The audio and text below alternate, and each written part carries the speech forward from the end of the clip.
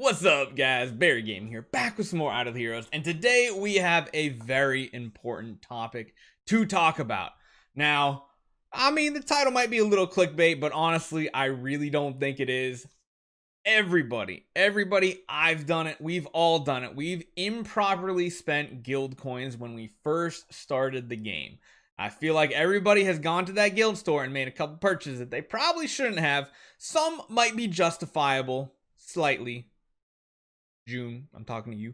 But most of the people do some really big mistakes. So today we're going to talk about guild coins. We're going to talk about the huge mistake that just about every single new player makes. And hopefully if you guys are a new player, you don't do it because you're watching Barry Gaming and you're learning from the best, most entertaining, you're learning from the person giving videos. So make sure you guys take 1 second, hit that subscribe button, but let's jump right into the news. Nope, let's jump right into the video.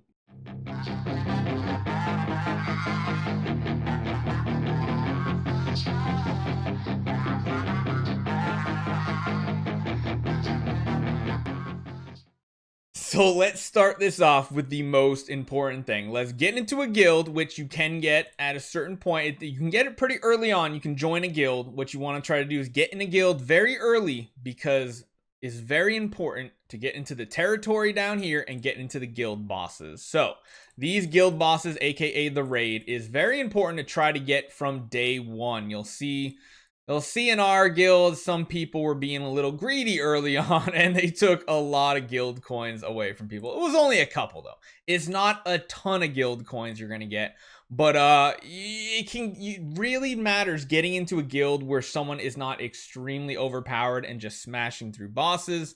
This is a perfect example in our guild. We've had some of the bosses here that it's like we've barely had anybody actually attacking the boss. Out of 20 guild mates, only half the guild are actually getting coins. So first and foremost, you need to try to get in a guild that is going to share the loot. I've accidentally hit for more than I've wanted to in here, and it makes a difference. But these guild raid bosses can only be done once and one time only. So you can't like leave a guild and start a brand new one and grind them all by yourself. You can, however, get guild coins. Like in this case, if I started a new guild from level 1 and killed them, I would get the rewards for the bosses that I didn't clear. But if the boss has already been cleared by you, you will not get them. But as you can see, when we look at how many guild coins you're going to be getting for a lot of these, it's almost like 10,000 coins. Even on the low end, you're getting 3,000. Now that is really important because guild coins are one of the most important progress points in the game for a new player. Now it's really tricky though because this little store down here can be a big old bait. And let's be honest, I'm going to show you something here. We're actually going to jump out of here and I'm going to show you mistakes that new players make. Barry Gaming was a very green new player and did a lot of Barry things. You can see how many things have been bought out of this shop. Not even the ones that are borderline okay to buy for like Heroic Miracle, but you can see there's big mistakes that have been made by even the best of us, because the best of us, again, very loosely best of us for Barry Gaming, not the best by far, but even the best of us have made some really bad mistakes early game and use this guild store. You should absolutely not ever, under any circumstances, use this store, especially for anything on this second page. The second page has to be some of the worst value I have ever seen for the guild store. Granted, maybe the 5 stars, 10,000 coins is a lot of guild tech to sacrifice. Same with these heroes down here. It's 10,000 guild coins. Don't want to do it. The one exception I will make, and I know MK has done it on his new free-to-play series. I think June might have either. If you are a very new player and the Prophet Orb week comes up, to complete Heroic Miracle to get 10 extra Prophet Orbs, you need to pull out or make 2 Light and Dark 5 stars. So if you can at least do 1 loop, that means you will get enough. You'll get a 5-star Light and a 5-star Dark fodder hero to open, pull out of shards, and count as 1 from each faction. So there's a couple ways to get these heroes. One is, of course, you can purchase the light and dark ones here for 2,000 guild coins. Again, that's kind of like saying you're removing 1 to 2% HP and attack from your first hero for every purchase you make. Now, it might not sound a lot, but if you have to buy multiple of these, then that's going to be up to maybe even 10% attack and HP that you're losing on your hero, which is very important early game to finish a heroic miracle. Now, is that okay? People will argue both ways. Barry Gaming's opinion, no. I feel like it's actually better to just skip it and save those guild coins for guild tech. But there is one other thing, since we are talking about it. You can jump into the altar shop and buy light and dark 4 stars for 400 altar coins. That is fine. That is the good way to do it, in my opinion. Guild shop, I would just never, just imagine like this little moose hut just doesn't even exist. I just realized he's actually chewing on grass there. I never realized that before. But what you should be using your guild coins for are guild tech. Now, there's a couple other ways that you can get guild coins. So, not only is it very important to try to place high in all the guild bosses to get as many coins as possible. Number one, try to at least hit every boss so that you're at least getting 3,200. Normally, you'll be getting, early game, you'll be within the top 20 because most guilds don't have more than 20 members, so you'll still be getting a decent amount. The second way is once your guild hits level 10, I believe. Yeah, I think it's level 10. You can start getting guild orders. Now, guild orders, you can refresh, like, you can do them twice a day if you do it perfectly on a 12-hour interval. This will give you more guild coins. It'll give you more gold too, but this is very, very important to try to level it up because as you level it up, you'll get more and more orders. You'll get higher yields, so it's very important everybody participates. For the sake of the guild, everybody will get more guild coins. The third place you can get guild coins is from the mysterious chest event. So it's either a 6,000 gem or 8,000 gem chest, depending on what else is in it. But there will always be these 30,000 guild coins. So my advice for new players is this is always worth it. Whether there's relics, a hero copy, or just an orange artifact, exclusive orange artifact, whatever it is.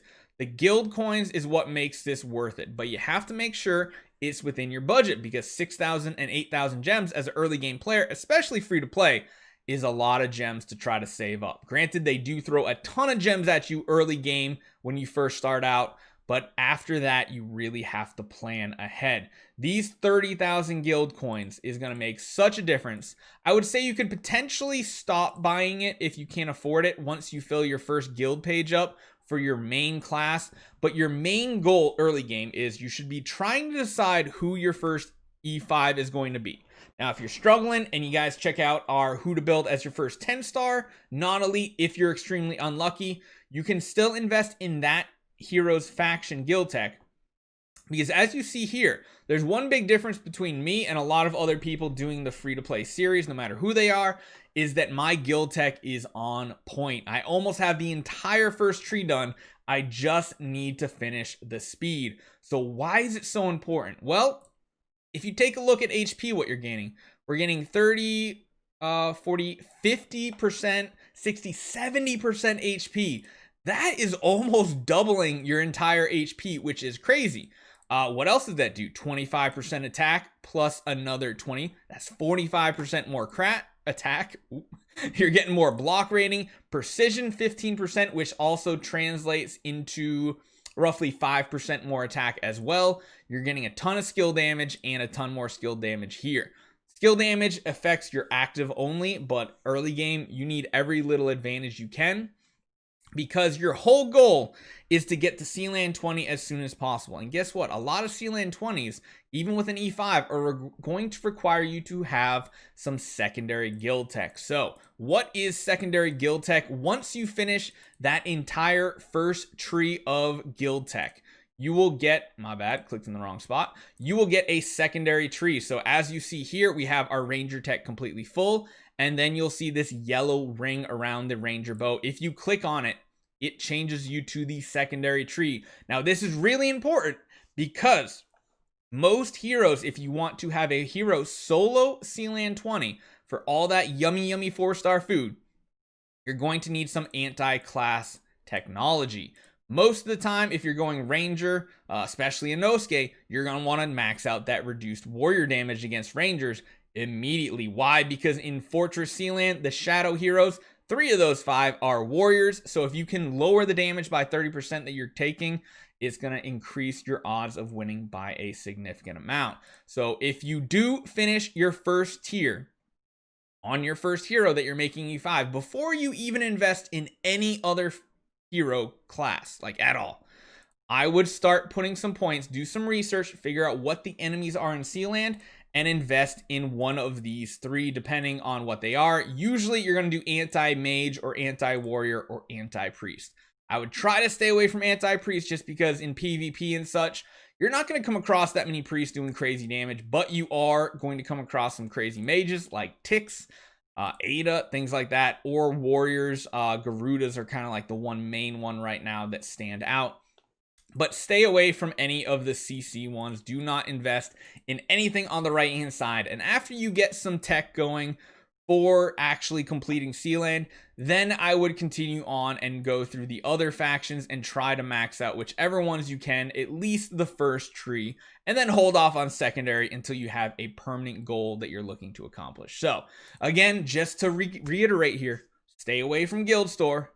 Definitely invest in your guild tech. It's going to make your hero so much more powerful and especially help you in Sealand. So let me know what you guys think. Take 1 second, hit that subscribe button. Let me know in the comments down below what next guide you want to see from Barry Gaming, whether it's a hero guide like Sherlock, that is on the list, or if it's something else in the game like a Celestial Island guide, or maybe a raid, or like a Void Vortex, or a Void Realms Gate. We do a Void Arc coming up, which we'll have some information on that later this week as well. But let me know what you guys think. So hopefully you guys enjoy this one. Hopefully it's helped you out. Let me know if you made that mistake as well. And I'll see you guys next time.